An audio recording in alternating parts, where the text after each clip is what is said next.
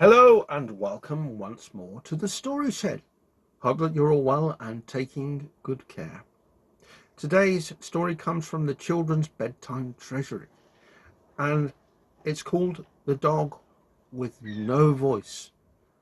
Now, I read recently a story about the Little Mermaid and she had to give her voice up. But this one is slightly different. So sit back, relax, and enjoy the story of The Dog with No Voice. There once lived a prince whose words were pure poetry. He amused the court with his witty rhyming verse, and his kind and thoughtful words made him popular with all. It was said he could even charm the birds out of the trees. One day he was walking in the forest when he came upon an old lady with a huge bundle on her back. "Let me help," said the prince. He took the load and walked along beside the woman. They chatted away, and before long they'd reached the old lady's door. Now the old lady, who was really a witch, had been listening intently to the prince's words. "What a fine voice he has," she thought to herself. "I would like my own son to speak like that. Then maybe he could find himself a wealthy wife and we'd be rich for evermore." "You must be thirsty," she said to the prince. "Let me give you something to quench your thirst, to repay you for your kindness." The prince gratefully accepted and was given a delicious drink which he drained to the last drop.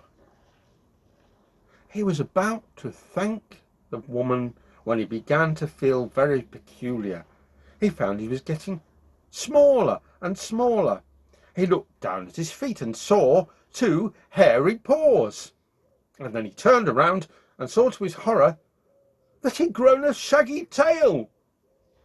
He tried to shout at the witch, but all that came out of his mouth was a loud bark. The witch hugged herself for joy. "My spell worked," she cackled. "Come here, my son," she called.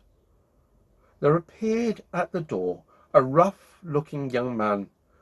"What's going on, my dearest mother?" he said in a voice that sounded familiar to the prince.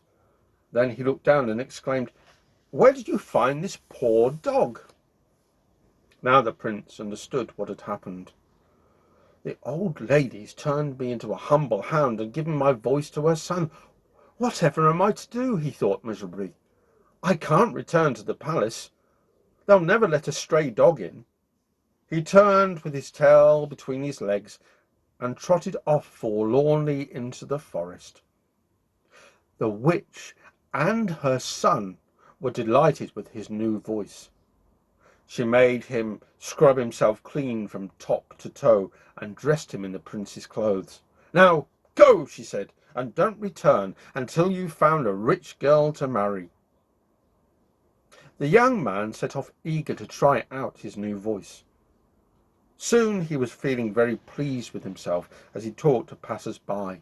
"What a polite young man, and what a wonderful way with words," folk cried. "He could charm the birds out of the trees," other people said. The witch's son travelled far and wide until at last he came to a castle where he spied a fair princess sitting on her balcony. He called to her, and straightway she arose and looked down into the garden, enraptured by the sound of his beautiful voice. She was enchanted by his fine words and guessed they must belong to a prince. Soon the princess and the witch's son were chatting away merrily, and to his delight, when he asked her to marry him, she readily agreed. For one with so beautiful a voice, she thought to herself, must indeed be a fine young man. Meanwhile, the poor dog prince wandered in the forest, surviving as best he could by foraging for roots and fruits in the undergrowth.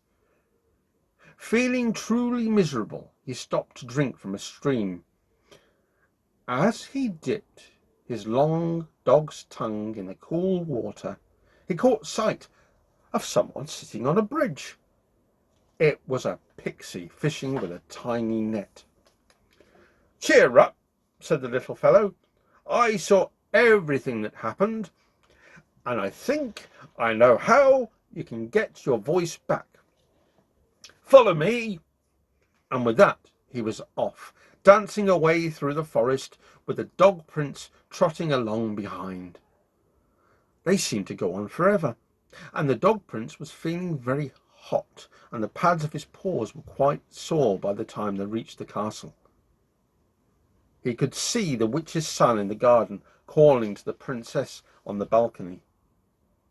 The dog prince's eyes filled with tears, for she was quite the loveliest girl he'd ever seen, and he wished he could marry her himself.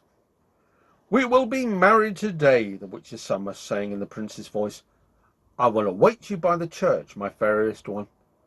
Seizing his fishing net, the pixie leaped high in the air. As the words, "my fairest one," floated up to the balcony, he caught them in the net and gave them back to the dog prince. As soon as he'd swallowed the words, the dog prince could speak again.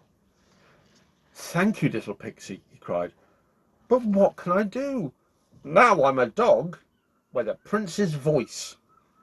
The princess will never marry me." "If you want to break the witch's spell, you must go to the church fast," said the pixie, and with those words he disappeared. Straight away the dog prince ran to the church door. There was the princess, looking most perplexed, for standing beside her was the witch's son, with not a word in his head. I don't understand," she cried. "I thought I was to marry a silver-tongued young man, but now I find he's a dumb ragamuffin." "I can explain," exclaimed the dog prince. The princess spun around. "Who can explain?" she asked, for all she could see was a dog in front of her. "What a handsome dog!" she cried, bending down and kissing him on the nose. To her astonishment, the dog's hairy paws and shaggy tail immediately disappeared, and there stood the prince.